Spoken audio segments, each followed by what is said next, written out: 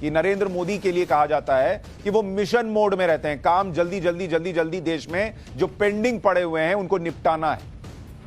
और ये नरेंद्र मोदी करके दिखा रहे हैं, क्योंकि जो सेंट्रल विस्टा, ये जो आप सेंट्रल विस्टा देख रहे हैं, ये सेंट्रल विस्टा आपको बताऊंगा तो हैरानी होगी कि अंग्रेजों को कंप्लीट करना था, नेहरू को करना था, ना कर पाए, इंदिरा जी को करना था, नहीं कर पाई, उनके बाद वालों को तो भुला ही दे रहा हूं कि छोड़िए, ये बड़े बड़े नाम ले रहा हूं। किया किसने आकर? प्रधानमंत्री नरेंद्र मोदी ने किया। और आपको बता रहा हूं, अभी डिटेल में बताऊंगा, लेकिन इस आंकड़े को अपने जहन में बसा लीजिए। ये जो सेंट्रल विस्टा आप देख रहे हैं, इस सेंट्रल विस्टा का काम, सेंट्रल विस्टा जिसको नरेंद्र मोदी जी का बंगला भी बताया गया था, अब दिख रहा है सबके सामने, आना गया कि बंगला है कि क्या है। ये 91 साल 91 ईयर्स से पेंडिंग था, 91 ईयर्स से पेंडिंग। और मोदी ने,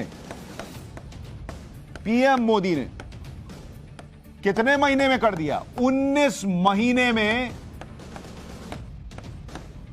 करके दिखा दिया। बॉस, आप सोचिए कि काम करने को, निपटाने को, देश के लिए चीजें करके डिलीवर कर देने के लिए नरेंद्र मोदी की सोच और कमिटमेंट को आप देखिए कि जो 91 साल से नहीं हो पा रहा था, वो 19 महीने में हुआ। और इस 19 महीने के अंदर कोरोना का संकट काल भी था। आप ये भी सोचिए, बीच में कोरोना का पीक आया। और इतना ही नहीं, सेंट्रल विस्टा, इसी सेंट्रल विस्टा को लेकर प्रधानमंत्री पर बहुत हमले हुए, खूब एजेंडा चलाया गया, उसके बारे में बताऊंगा भी। लेकिन बावजूद इसके प्रधानमंत्री नरेंद्र मोदी ने 19 महीने में वो काम करके दिखाया जो 91 साल में नहीं हुआ। 91 साल क्यों कह रहा हूं, अभी बताऊंगा। प्रधानमंत्री नरेंद्र मोदी ने आज इंडिया गेट के सामने कर्तव्य पथ का उद्घाटन किया। शाम 7 बजे पहुंचे। सबसे पहले उन्होंने ग्रैंड कैनोपी में नेताजी सुभाष चंद्र बोस की प्रतिमा का अनावरण किया। नेताजी सुभाष चंद्र बोस की यह मूर्ति 28 फीट ऊंची है। करीब 26,000 घंटे लगे इसको बनाने में। प्रतिमा का अनावरण उसी जगह पर किया जहां 23 जनवरी को नेताजी का होलोग्राम स्टैचू दिखाया गया था। जिस जगह पर नेताजी की प्रतिमा लगी है, वहां 1968 तक किसकी प्रतिमा लगी थी? किंग जॉर्ज की लगी हुई थी। हम आजाद हो गए, 1968 तक दिल्ली के इस मेन पॉइंट पर किंग जॉर्ज की प्रतिमा लगी थी। लेकिन आज पीएम मोदी ने, फिर बाद में हटा लिया, लेकिन वो जगह खाली छोड़ दी, किसी की लगाई नहीं। आज पीएम मोदी ने अंग्रेजों की एक और निशानी मिटाई। इस मौके पर पीएम मोदी ने नेताजी की जिंदगी पर बनी एक डॉक्यूमेंट्री भी देखी। पिछले 19 महीने से यहां काम कर रहे श्रमजीवी कामगारों से मुलाकात की। यह उनका तरीका रहा है। आपको याद होगा, काशी विश्वनाथ गए थे। जिन लोगों ने काशी विश्वनाथ में काम किया, उनके साथ मिलकर काम किया। विदेश जाते हैं, वहां जो लेबरर्स काम करते हैं, उनके साथ मिलकर खाना खाते हैं।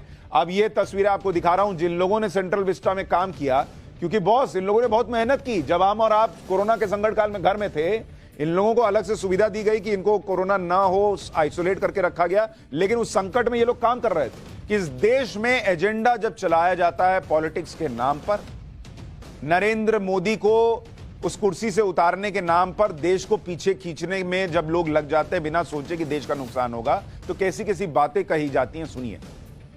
कहा क्या गया था कि प्रधानमंत्री नरेंद्र मोदी अपने लिए घर बनवा रहे हैं।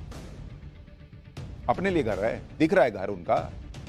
सेंट्रल विस्टा प्रोजेक्ट पूरा होने पर आम लोग इंडिया गेट नहीं जा पाएंगे, ये भी बोल दिए थे। कल से सब जाएंगे उसी कर्तव्य पथ पर, सब जाएंगे।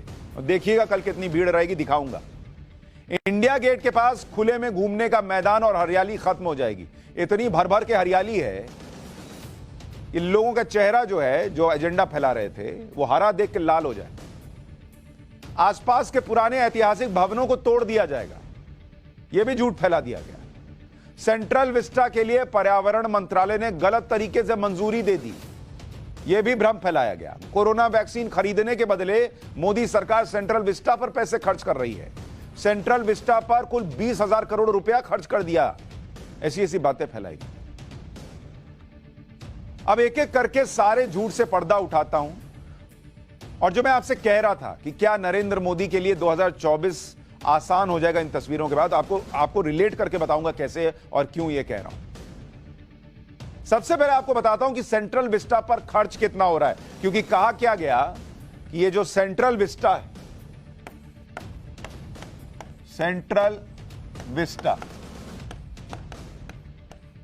इसका खर्च क्या बताया गया? इस खर्च को लेकर दावा किया गया है या भ्रम फैलाया गया कि राहुल गांधी ने कहा, उन्होंने कहा कि भाई ये मोदी जी बंगला बनवा रहे हैं और 13,450 करोड़ रुपए सेंट्रल विस्टा पे खर्च हो रहा है, ये राहुल गांधी ने कहा।